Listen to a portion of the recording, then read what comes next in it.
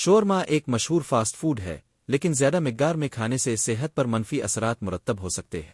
اس کے چند ممکنہ نقصانات درج ذیل ہیں۔ ایک، زیادہ کیلوریز اور وزن بڑھنے کا خطرہ۔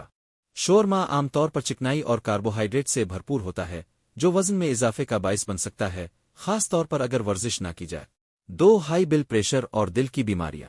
شورما میں استعمال ہونے والا گوشت اور ساسز، مثلا مایونیز، اکثر زیادہ نمک اور چکنائی پر مشتمل ہوتے ہیں، جو ہائی بلڈ پریشر اور دل کی بیماریوں کا سبب بن سکتے ہیں۔ تین، بدہضمی اور معدے کے مسائل۔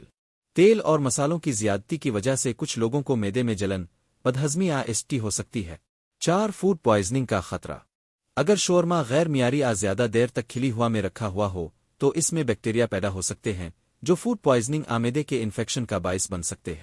پانچ، پروسیسڈ گوشت کے مضر اثرات۔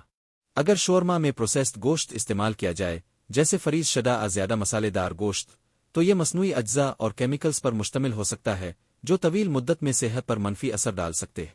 چھ، ذیابیطس اور کولیسٹرول کا خطرہ۔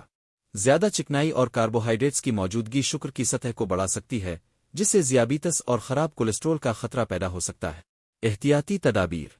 شورما اعتدال میں کھائے، روزانہ کھانے سے پرہیز کرے۔ تازہ اور معیاری اجزاء والا شورما کھانے کو ترجیح دے۔